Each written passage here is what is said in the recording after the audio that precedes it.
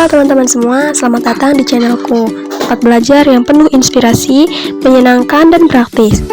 Gimana nih kabar kalian? Semoga dalam keadaan sehat selalu ya. Sebelumnya kenalin, aku Rahma. Aku di sini mau menjelasin materi kelas 11 yang berjudul teks eksplanasi. Nah, sebelumnya ada yang tahu belum sih apa itu teks eksplanasi?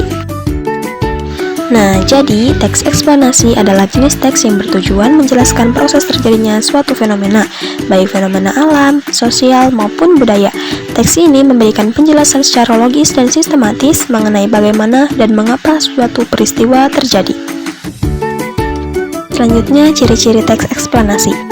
Teks eksplanasi bersifat informatif, tidak bermaksud meyakinkan pembaca, melainkan memberikan informasi. Yang kedua, menggunakan fakta. Teks eksplanasi berisi informasi berdasarkan data dan fakta yang relevan. Yang ketiga, bahasa ilmiah, menggunakan bahasa formal, istilah teknis, dan kalimat logis. Yang keempat, yaitu struktur sistematis. Teks eksplanasi disusun dengan alur yang logis dari awal hingga akhir. Selanjutnya, struktur teks eksplanasi. Yang pertama, pernyataan umum. Pernyataan umum ini ada di bagian yang berisi pengenalan atau gambaran umum tentang fenomena yang dibahas. Yang kedua, deretan penjelas, berisi penjelasan rinci mengenai proses atau sebab akibat dari fenomena tersebut. Yang ketiga, penutup, bagian akhir yang berisi kesimpulan atau rangkuman. Itu opsional ya guys. Kemudian selanjutnya kaidah kebahasaan. Yang pertama, menggunakan kata-kata teknis terkait topik yang dibahas. Yang kedua, memakai kata penghubung kausalitas seperti karena, akibatnya, dan sehingga. Kemudian, menggunakan kalimat pasif untuk menjelaskan proses. Yang keempat, bersifat faktual dan objektif.